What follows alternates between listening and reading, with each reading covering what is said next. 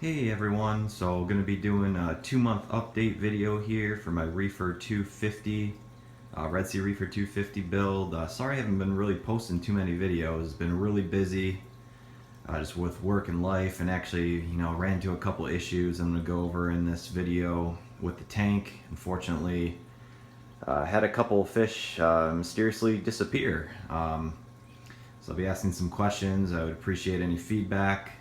But yeah, we're going to kind of dive right into this 2-month update. I think the last one I did was about at 5 weeks.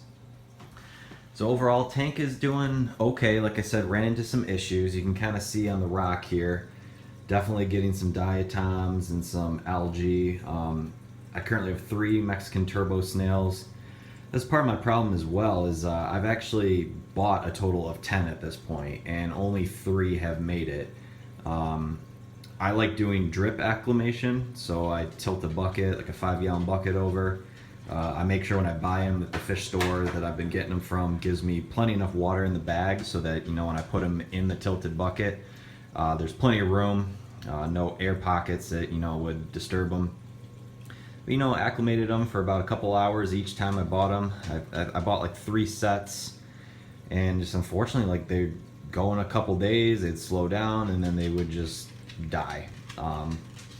So that's kind of the first issue I was running into. And second issue, so if you remember from my previous videos, I had a clownfish in here. Well, a couple days ago actually, I feed these guys, in the morning before work, and then when I get back home in the evening.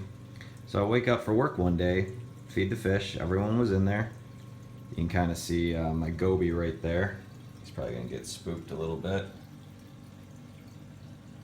Yep, he's a dope back end. I call him Goldeneye. He's my Goldeneye goby. But yeah, anyways, I woke up one morning, everything looked fine in the tank. The clownfish wasn't acting weird at all, looked normal. It was kind of actually in the corner over there where that snail is. That's kind of its sleeping corner, I like to call it. Put a little bit of food in the tank. I really feed him light in the morning, like very, very little amount of Mice's shrimp cube. Just because most of the fish are still kind of in their dormant state. They're not really out and swimming, so they don't always get out and get the food, and I don't want to overfeed the tank. So just put a little food in there, and like I said, he was fine. Get home from work about 4 or 5 that afternoon. I feed him at about 5 or 6 every evening.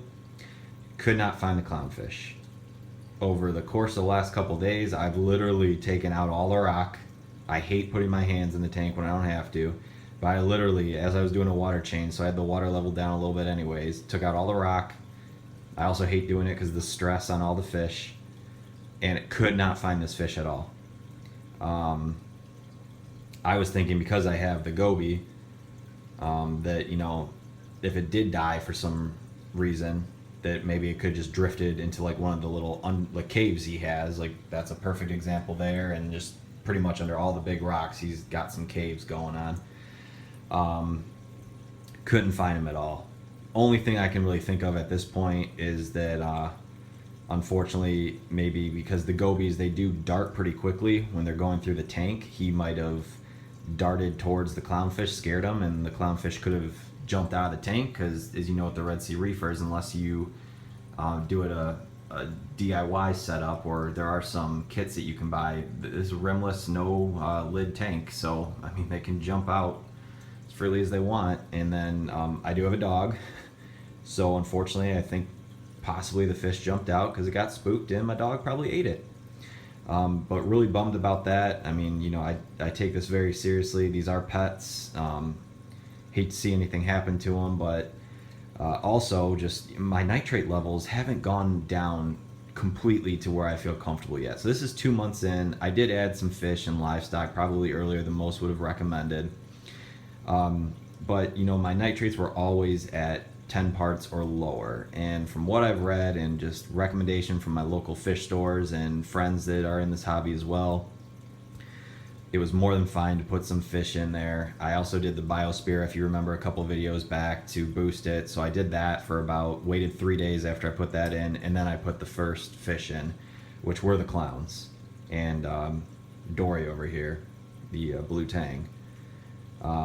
She's had a couple little ick outbreaks. I mean, this is common for these type of fish. I do have a cleaner shrimp, so cleaner shrimp's been taking care of her pretty well. Actually, this morning she went down under the main rock over here, which is where Mr. Cleaner likes to stay, and she got her 10-15 minute cleaning session.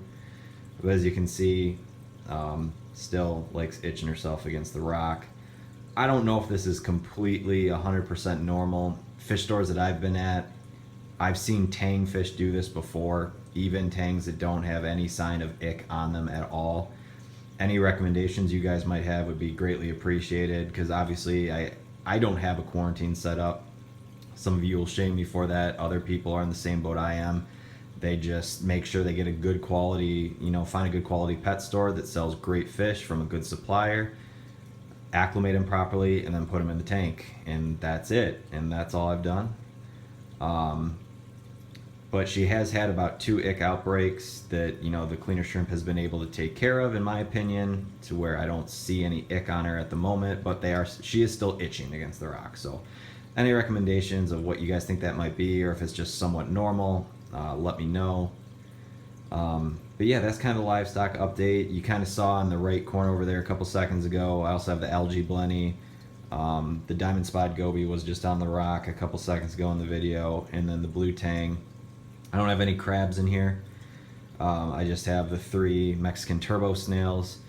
And then it's going to be kind of hard to see, guys, but you can kind of see I'm starting to get some coralline algae growth. So you can see the purple on the tip there. See some purple growing on there. So really, really happy. As you guys noticed a couple of videos back, I did buy a couple, just like 5-6 pounds, a couple small pieces of live rock from my local pet store, hoping that it would, speed along the process. I am dosing calcium and alkalinity daily, about 10 milliliters for this size tank. I started at 20 and it was too much. My levels were a little bit too high, so I dumbed it down to 10 milliliters a day of each. I do the calcium while the lights are on, and I do the alkalinity at night, usually around 9-10 o'clock before I head to bed. And I'm happy to see some some coralline algae growing. So hopefully in the next couple of videos you'll see more. Oh, there's the diamond goby going back into his little cave. Lights still working really well, have not changed the schedule at all. So if you have seen the video I've done on these Kessels where I kind of walk through my schedule, it's been the same. Really happy with it. Obviously I don't have any corals in here, so putting in corals, that might require some adjustments, but for the fish only setup that I have right now with live rock, really happy with the light schedule. I run mine from 10 a.m. to 8 p.m. So I don't even do a 12-hour schedule on this thing. But it works for kind of the hours that me and my fiance are up. We get to see the fish.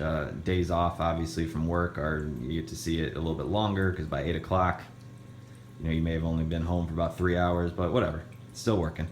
The RW8, still working really well. You can kind of see it. I don't have a lot of water movement in my tank. There's a lot of you guys out there that have like 2-3 of these things in your tank, and it's like you can see waves at the top.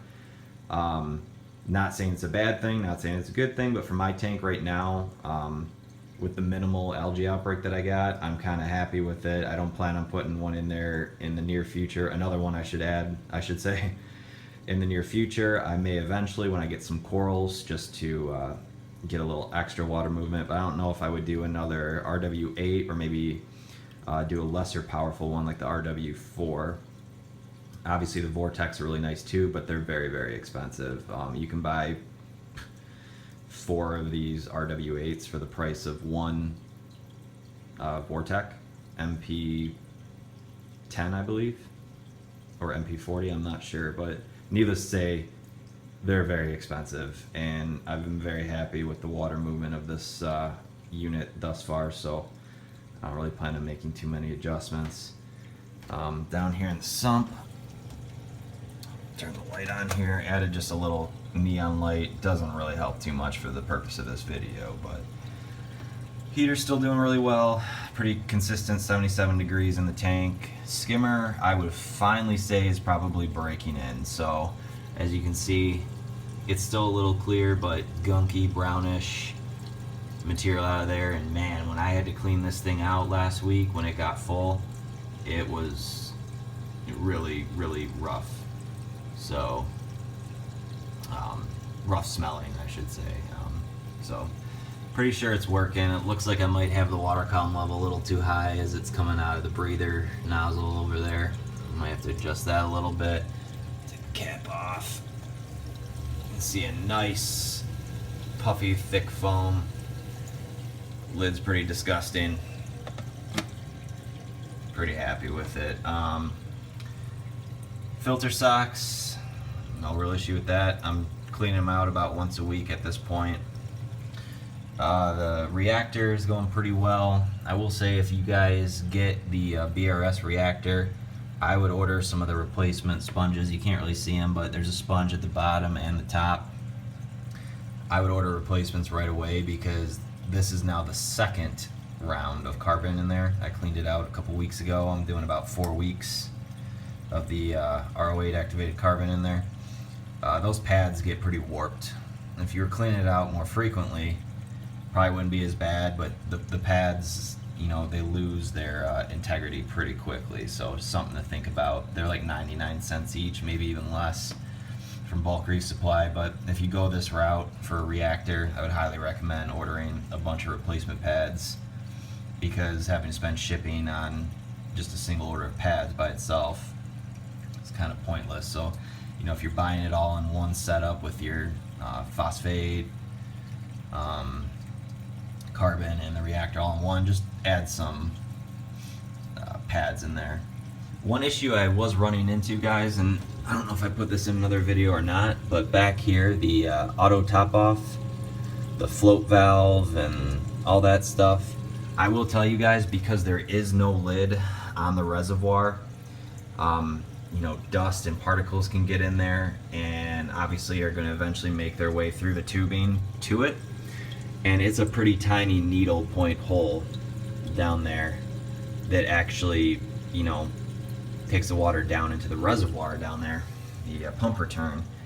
It gets clogged up. I've actually had to disassemble this twice already, and like take a needle and clean out gunk from inside there, because there's been a couple days, like, I usually check down here at least once a day to make sure everything's looking pretty good and that I don't need to adjust it. And then obviously every couple days I'm having to fill the reservoir regardless. But yeah, there's been 2 occasions now where I've had to take apart that whole assembly and clean it, and it's not fun. I mean, as you can see, there's or the bottom of the tank and the top of the skimmer. There's not a lot of room in there, and I don't want to be taking apart the sump 100% every time. So just something to think about.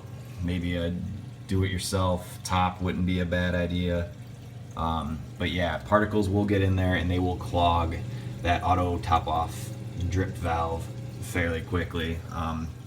Probably a good thing to do is like a monthly maintenance routine. Just take it out regardless if it's clogged or not, and clean it out just for the sanity of yourself. So, you know, if you're gone for a couple days at a time or something, you don't get home and you're completely out of water back there, or you're just going to be draining it out of your tank height.